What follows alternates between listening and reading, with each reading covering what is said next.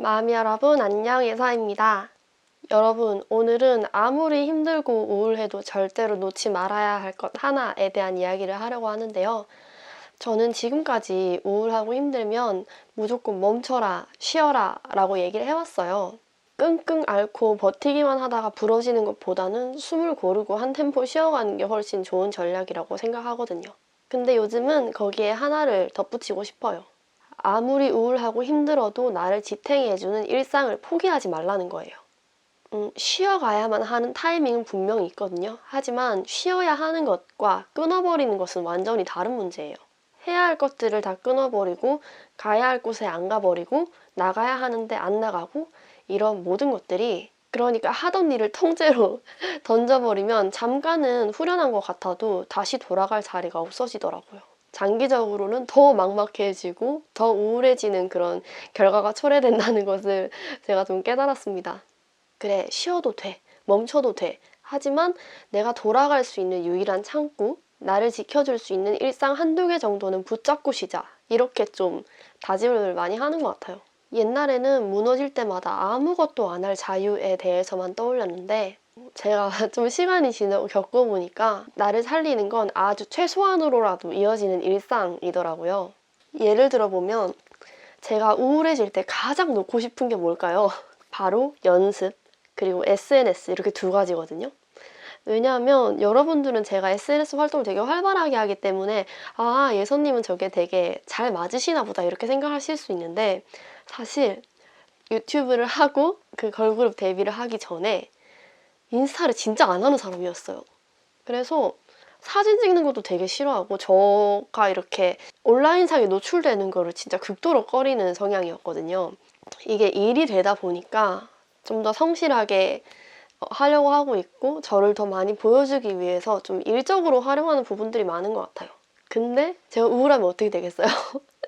그냥 원래 성향대로 사람들에게 보이기 싫고 어떤 내 감정은 막 하하호호 하면서 내 일상, 감정을 공유하고 싶은 생각이 없는데, 그렇다 보니까 그냥 오늘은 좀 릴스도 안 올리고 스토리도 좀 안 올리고 싶다. 나의 어떤 모습을 보여주기 싫다.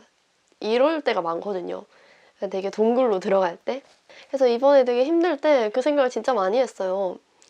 내가 몸이 이렇게 무거운데 연습 왜 해야 되지? SNS 활동 어떻게 해야 되지?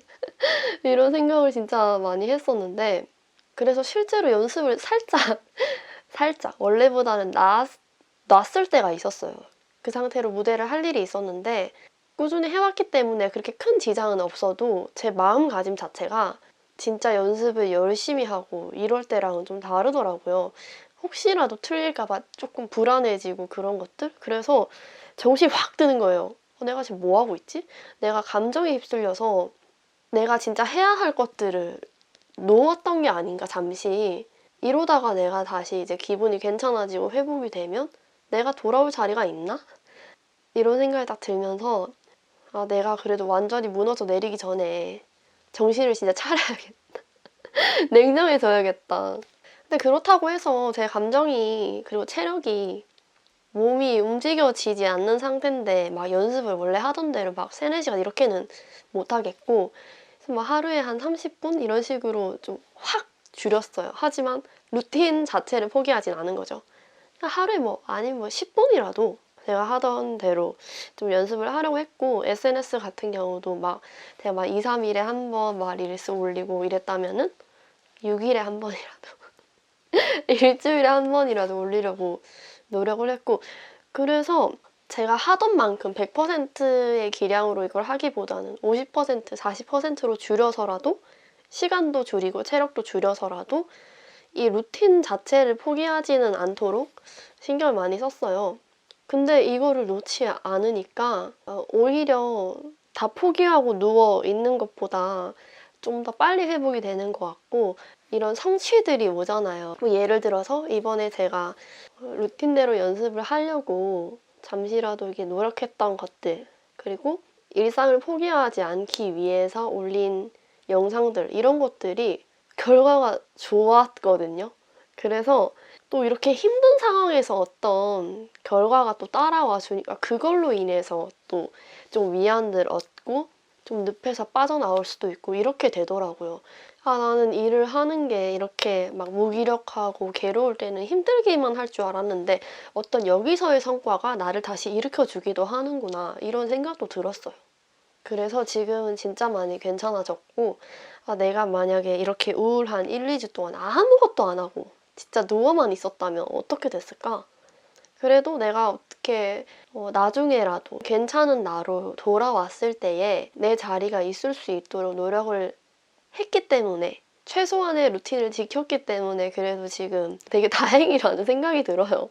그래서 쉬고 싶을 때 멈춰도 되고 쉬어도 돼요. 그치만 100개 중에 100개를 다 놓는 거는 추천하지 않습니다.